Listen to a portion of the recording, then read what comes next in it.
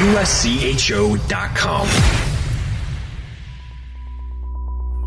This is the USCHO Weekend Review podcast from U.S. College Hockey Online at USCHO.com. A look at this weekend in college hockey and a review of the top news of the week. Welcome to the Weekend Review podcast for Monday, November 16th, 2020. I'm Ed Trefzger alongside Jim Connelly. And Jim, we're off to a strange start in what is probably going to be a very weird season, but we're going to make the best of it, bringing you updates all season long on the weekend's games, plus some news items. And there's certainly a lot of news to cover too. Well, for me, I think just the fact that we saw players skating with referees and opposing teams as opposed to the same team on the ice for the first time this season, that was kind of the welcome beginning that we all needed. We have missed college hockey for a long time. The last games were played in early March. So to be back, it's nice to be alongside you yet again for another season, Ed. But the most important thing here is we have some hockey. Now we'll get into it, but let's hope that this is the start of a whole season. Well, action got underway in the Big Ten. Pair of games. One series was at Notre Dame, Wisconsin, traveling to take on the Fighting Irish. Those were league games in the Big Ten. And I saw Friday's game, saw highlights from Saturday, and I came away with it just really, really impressed with Tony Granato's Badgers. I mean, a really solid team. And I had decent expectations for Notre Dame as well. And I still don't think that, just because they got swept on a weekend by Wisconsin, that there's anything that we can definitively say about Notre Dame. But I loved Wisconsin the way they played. I thought they played a tight game. They were excellent in the defensive zone, did not allow a lot of transition for Notre Dame. And then they were opportunistic on Friday night. A 2-0 win on Friday night, a 5-3 victory on Saturday. I thought that Wisconsin was very strong. Notre Dame still, almost like last year at times, it seemed that their offense had some struggles. I can't say that that's definitively something we're going to see for the entire season. But what we saw this weekend, Wisconsin looked excellent. Notre Dame, definitely some room for improvement. Notre Dame really wasn't out of it on Friday. In fact, an inch or two either way on a couple of clanks off the post might have changed some late momentum in that. But I don't think it's time to worry about Notre Dame, but it's time to get very excited about Wisconsin. Yeah, I think that Tony Granato, this is his team. This is the team that he kind of has recruited entirely. I think he likes a lot of the components on this team. I think that this is one of the more solid offensive groups. They lost a lot. Let's not forget how much that they did lose over the offseason, but they brought back Cole Caulfield. You have Dylan Holloway in your lineup. I thought in terms of a goaltending standpoint, Robbie Baden, the transfer from Michigan Tech, looked excellent throughout the entire weekend. So if you're a Wisconsin fan, it's been a few very lean years in Madison. I think there's something to be pretty excited about right now. The other matchups had Arizona State at Michigan. It was so weird to see all those bare aluminum bleachers in Yost Ice Arena. But Michigan, a huge 8-1 win on Saturday, a 3-0 shutout on Sunday. I was very, very impressed by Mel Pearson's Wolverines both days. They just seemed completely relentless. Yeah, somebody had asked me last week about Michigan and what I thought of them. I said they're fast. This is probably the fastest team that Mel Pearson's had. And, he's had some very good teams since he took over for Red Barons a number of years ago. But this team is very complete, and they showed it this weekend. You obviously have one of the best goaltenders in the Big Ten, maybe in the country, in Strauss-Mann.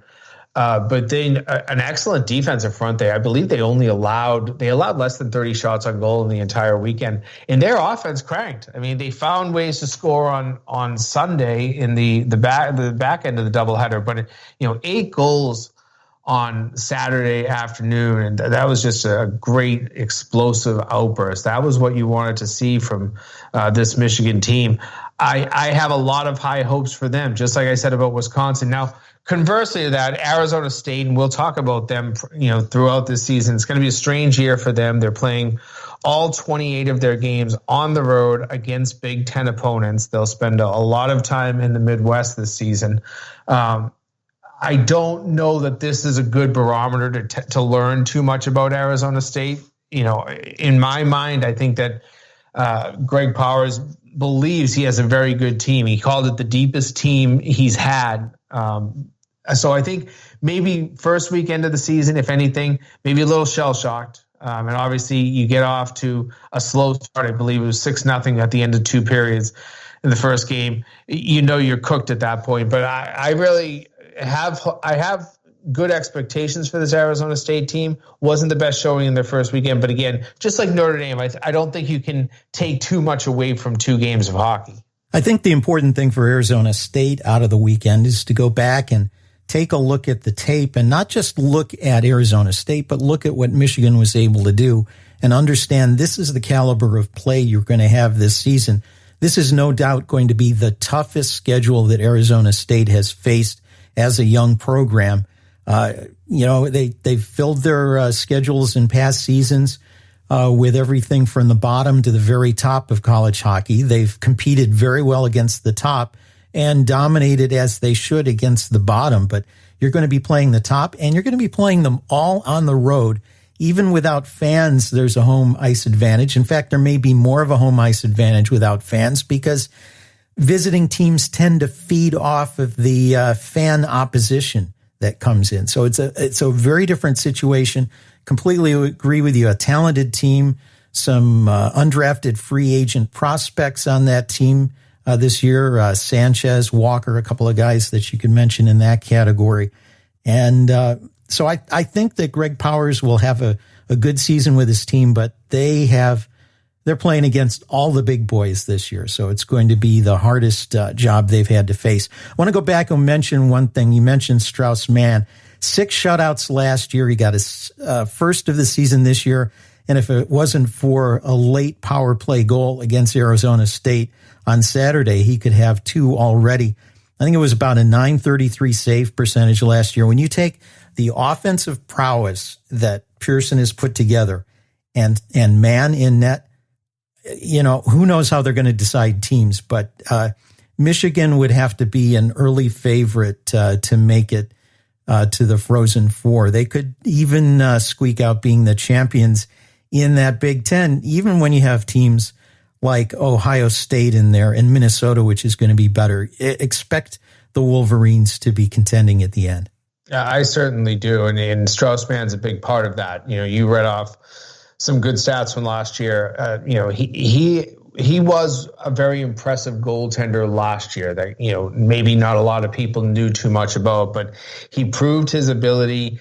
And now he's coming back, like you said, with a better offensive team. And I really think maybe even a better defensive team. I don't expect, I think that Michigan has a high-powered offense, but I don't know that there'll be a lot of track meets.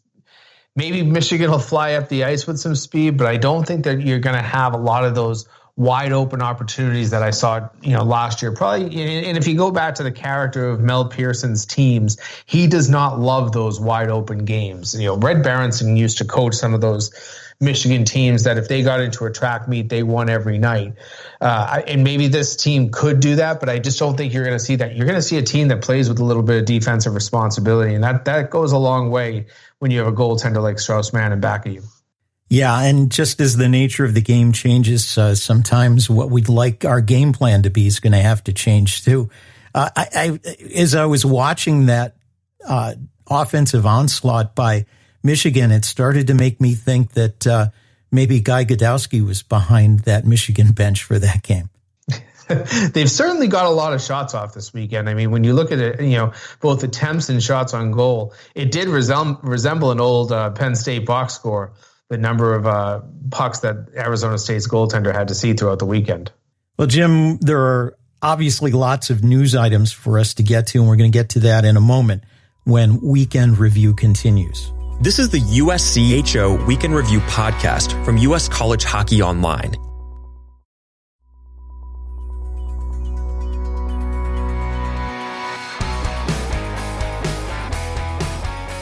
You're listening to Weekend Review from USCHO.com. I'm Ed Trefzger alongside Jim Connelly. Jim, it has been sad to watch teams cancel seasons. The first one to do it was a week ago today when RIT announced that all of its winter sports would be canceled, including men's and women's hockey. A few days later, Alaska Anchorage followed, and the Ivy League, all 6 teams are going to be out of action for this hockey season.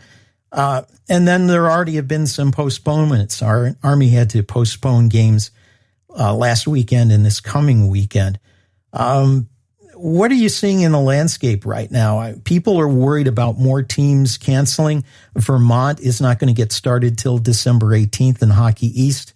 What are things looking like, or are we just guessing if we even try to come up with an idea? Well, we can't prognosticate at this point. We don't really know what's going to happen, and that's one of the most nerve-wracking things. As somebody that works in the industry, I'm sure the coaches feel that way, the players feel that way, certainly fans feel that way, and you don't want another year without another NCAA championship, and you want teams to be able to compete in tournaments and win championships and go through wonderful regular seasons, watch these kids develop. But we're in a really uncertain time. And, obviously all 8 teams that had their seasons canceled this past week, it's absolutely devastating to the players. It's devastating to the coaches. And whatever you want to do in terms of giving more eligibility and kids won't lose a year of eligibility, that doesn't matter to me. It's still the present. You don't want to lose a year of your hockey playing when you're 18 to 23, 24 years old. In terms of leagues, I think obviously the ECAC is in a very precarious situation right now. I have not had a chance to talk to Steve Hagwell since the Ivy Leagues entirely pulled the plug. But that's 6 out of his 12 teams in the ECAC. And even more so, the timing of the announcement made it so that the 6 remaining teams, if they want to play, are in a situation where they really can only play themselves. There's not going to be a lot of opportunities. Too many schedules have been made. So if you say 1 or 2 other teams decide to maybe pull the plug. I know I'm talking to Dave Smith a couple of weeks ago, RPI. They tend to align with Ivies. We haven't heard an announcement on them, but you never know. But so if another 1 or 2 teams pull the plug, now you're talking about 4 teams in a league and very spaced out at that. You'd have Colgate, St. Lawrence, Clarkson, and Quinnipiac would be the only 4 teams remaining. I've left Union out. So you're talking really spaced out. You're finding a way to use those 5 teams to really play each other, because you're not getting on a Hockey East schedule. That league is not going to allow any games to be played outside of Hockey East teams. If you're not already on an Atlantic hockey schedule, you're not going to get on. That's a pretty set schedule, and nobody is going west right now. So it's a real precarious situation for that league. I don't know what will happen. I know that everybody wants something that's a little bit more assured, that you want to be able to say definitively, we're going to be doing this, we're not going to be doing this. We're just not at a point where we know right now. And I think that's what makes everybody a little bit nervous. The one school that is still holding out a glimmer of hope on being able to return to a season is RIT. The seniors on that team and the coaches met last Tuesday evening with RIT's president and made what I'm told was a very detailed presentation. They were promised an answer. They haven't received one yet, but they are holding out hope. Alaska Anchorage, if they don't have a season, that's probably the end of the program. There is an effort to raise money to save the program, but this was going to be the last season. If that's the way that this program ends, a program that had such storied times, I think, in the early to mid 90s, even late 90s, where, as an independent qualified for the NCAA tournament, they were always a program that faced obstacles, just their general location. And obviously University of Alaska up in Fairbanks, same situation. But to know that this could be the end of UAA and it ends with such a whimper, it's disappointing. I would love to see that program get saved. I don't know what their place is in college hockey right now, with the WCHA coming to an end this year and the CCHA reforming without them. But we'll have to kind of see where that goes. All that said, I reiterate, it's just a disappointing way to maybe watch a program that's been around for so long go by the wayside. Meanwhile, good news for Alabama Huntsville. They were in the situation of being canceled as a program back in the spring, found money to keep it going for another season. And last week, an announcement of $17 million committed to cover operations for 10 seasons. They're still looking at the possibility of an on-campus ice arena as part of a multi-use complex, but they still need to find a league. What's being bandied about is Atlantic hockey. There's a spot open there, but there are probably 3 teams after that one spot. And also, strangely enough, the CCHA is mentioned, and it could very well be because of this commitment that UAH could find a home there. I think one of the big knocks against Alabama Huntsville for so long has been the fact that there doesn't seem to be a lot of long-term planning. 10 years is a lot of planning. That's very long-term when you're talking about college hockey. That's setting this program up to succeed. And I think if it stays with that type of a commitment, then I think they'll become more attractive. Maybe that becomes, that the next team into the new CCHA. Maybe they are, a fit for Atlantic hockey, where maybe Atlantic hockey is looking to go beyond 12 teams at some point. There's a lot of speculation, but we do know it's very difficult to survive without a league. We've seen Arizona State do it. They're in a very unique position where they have a larger travel budget. They have a larger overall athletics budget. They can survive as an independent. But even you talk to Greg Powers, they want a home. So they understand that having a home is important. Now you have LIU as an independent. You have Alabama Huntsville potentially as an independent. We've heard Navy as a potential team that wants to join. And I think if it wasn't for the pandemic that we're in right now, I think that would have been something that would have already been jumped on. But I think that they kind of have had to pull back some reins because of what's going on with COVID.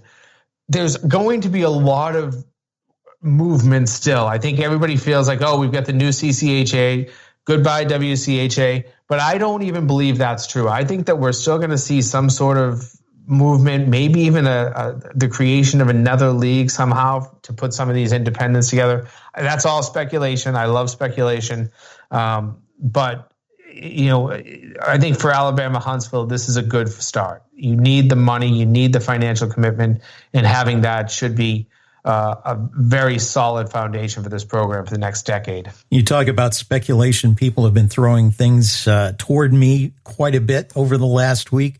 People are saying, well, why doesn't the ECAC just bite the bullet and let the Ivies go on their own? What about geographic realignment of leagues? All of those things that nobody really probably gave much thought a little while ago are on the table now because of COVID and the desire to be more regional. But I do want to mention, you mentioned Long Island University certainly would be a nice fit geographically in Atlantic hockey. They were supposed to have their first game last Friday. Head coach Brett Riley would have gotten to go into Army and play against his uncle's team at Army West Point. But it looks like now their first game is going to be coming up on Thursday. I have to say, I did not give that program, when it was announced, before Riley was brought in as coach, I did not give them much chance to be able to pull something together for this season. And then COVID hit, and I was even more skeptical. The fact that they've been able to staff a coaching staff with high-quality people and get good players in there and pull together a scheduling alliance with Atlantic hockey is really remarkable. They believed, I got to give it credit for their athletic department down there for believing. They announced really after the pandemic was known, and I guess nobody really knew how long-term the effects of COVID would be, that we'd be in a season, 8 months later and still really in the middle and maybe in the height of COVID right now. But they believed, and they've worked very hard to hire a good coach in Brett Riley, to find an alignment with Atlantic hockey this season. Obviously there was because of COVID, because of the lack of travel, there's been opportunities, and they even kind of took advantage of when Alabama Huntsville was in kind of their state of flux over the summer, where it looked like their program was going to be canceled. They pulled in some of their players, so it's very interesting to see how everything has evolved. I don't think that the game plan from day one has gone anywhere near what LIU and their administration expected, but it's working, and now they're in a position to get on the ice, play some games with a good coach, a very, a young, probably energetic, smart coach. I like how this has turned out for LIU. Am I still maybe questioning whether it'll work in the long run? Yes, but I think when you have programs that want to take chances, that certainly is a situation that LIU has put themselves in. They've taken the chance, and right now it's paying off. Lastly, 3 colleges have 3 Canadian World Juniors players on their roster. A little bit of controversy on releasing players for practice. Yeah, you know what? Typically, if you've made the team, or you're very close in understanding if you've made the team, and you don't leave your campus until just before the Christmas break. So if you're heading to Canadian World Juniors, and usually you go back, you haven't had a ton of college players make Canadian World Junior teams in recent years.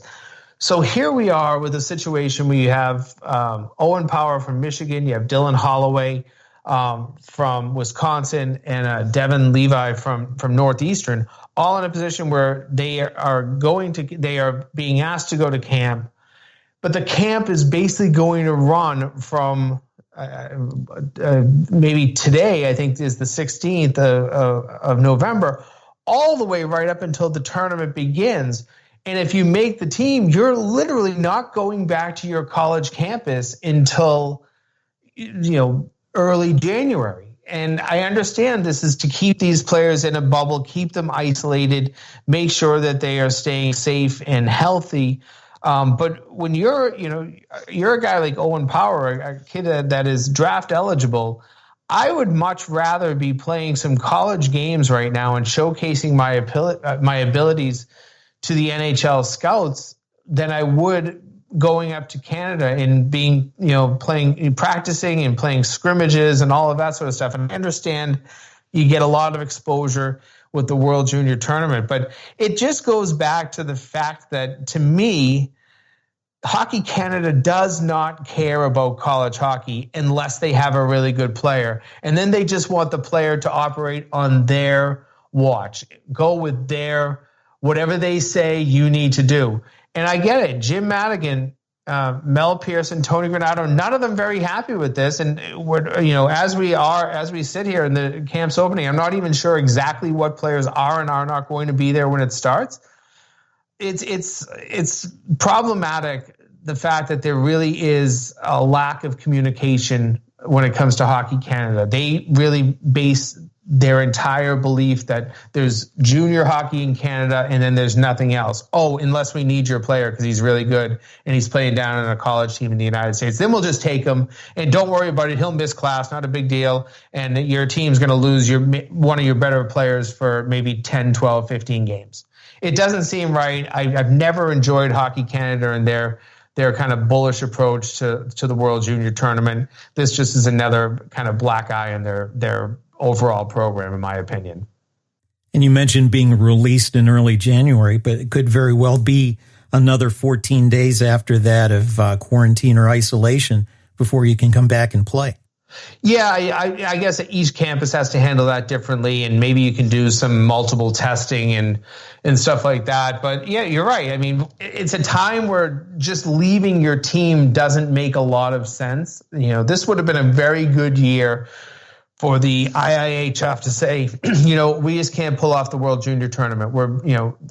This is not a time where we should be bringing hundreds of athletes and coaches and staffs from all around the world in a global pandemic into Canada. I don't care whether there's a bubble or not. It doesn't feel like it works to me. I love the tournament. Don't get me wrong. I understand the pride of playing for your country, and I think it will be still something that'll be good in the long run, maybe for hockey to have a good competitive tournament at a time where fans expect it. But, I don't know that everything has to be a priority right now. And unfortunately, it does seem like the World Juniors for a few schools is going to really impact their team negatively. And that's something I don't like to see.